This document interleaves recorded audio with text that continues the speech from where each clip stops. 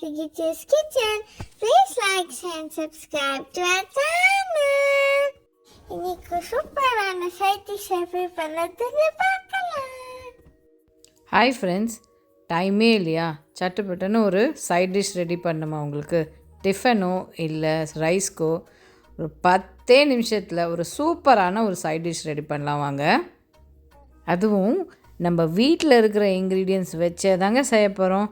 வாங்க எப்படி பண்ணுறதுன்னு பார்க்கலாம். அதுக்கு தேவையான பொருட்கள்: ஒரு கத்திரிக்காய், ஒரு 4 கத்திரிக்காய், 4லேருந்து 5, ஒரு உருளைக்கிழங்கு, ஒரு 10-15 சின்ன வெங்காயம் தோலை உரித்து வச்சுருக்கேன், கொஞ்சமாக கொத்தமல்லி, கருவேப்பிலை, ஒரு 4-5 பல் பூண்டு உரித்து வச்சுருக்கேன், அப்புறம் தக்காளி ஒரு மீடியம் சைஸ் அது கட் பண்ணி வச்சுருக்கேன், புளித்தண்ணி வச்சுருக்கேன், சிறுபருப்பு கழுவிட்டு ஊற வச்சுருக்கேன், ஒரு டீஸ்பூன் மஞ்சள் பொடி, சாம்பார் பொடி 1 டேபிள் ஸ்பூனு, தேவையான உப்பு, தாளிக்கிறதுக்கு கடுகு, ஜீரகம், சோம்பு, வெந்தயம், அப்புறம் எண்ணெய்.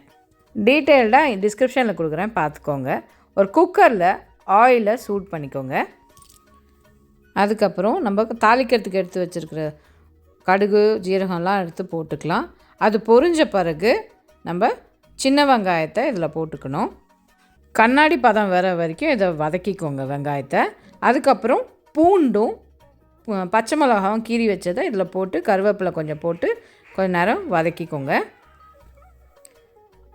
அதுக்கப்புறம் இதில் நம்ம கட் பண்ணி வச்சுருக்க தக்காளியும் போட்டு சாஃப்டாகிற வரைக்கும் வதக்கிக்கலாம். அதுக்கப்புறம் நம்ம 4 கட் பண்ணி வச்சுருக்கிற கத்திரிக்காயையும் இதில் போட்டு கொஞ்சம் வதக்கிக்கோங்க. அப்புறம் உருளைக்கிழங்கையும் இதில் போட்டு சேர்த்துக்கலாம்.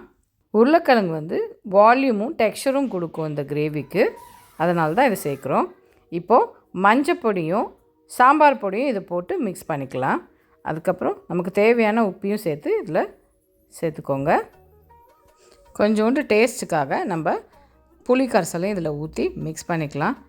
அதுக்கப்புறம் ஊற வச்சுருக்க பாசிப்பருப்பையும் தண்ணியோடு சேர்த்து இதில் சேர்த்துக்கலாம். இது கூட கொஞ்சம் பெருங்காயம் சேர்த்துக்கோங்க, நான் வீடியோ எடுக்க மறந்துட்டேன். அதுக்கப்புறம் கொத்தமல்லியும் சேர்த்து இந்த குக்கரை மூடி வச்சுருங்க. இதை மீடியம் ஃப்ளேம்லேயே இருக்கட்டும்.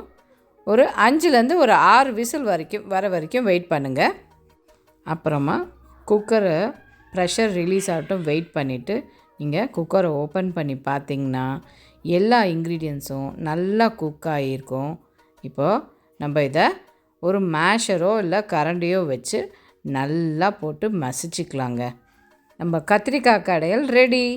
எல்லா டிஃபனுக்கு இல்லை ரைஸ்க்கு கூட ரொம்ப சூப்பராக இருக்குங்க.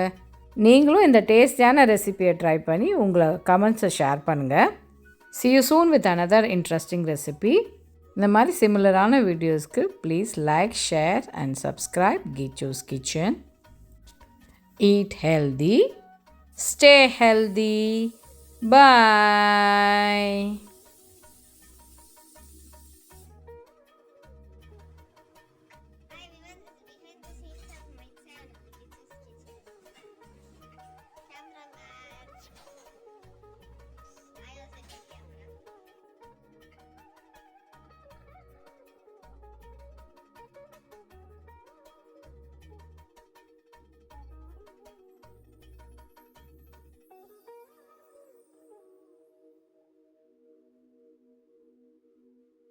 ரொம்ப டேஸ்டியா இருந்தது ஃப்ரெண்ட்ஸ். உங்களுக்கு இந்த வீடியோ பிடிச்சிருந்தா மறக்காம லைக் பண்ணுங்க, ஷேர் பண்ணுங்க, சப்ஸ்கிரைப் பண்ணுங்க.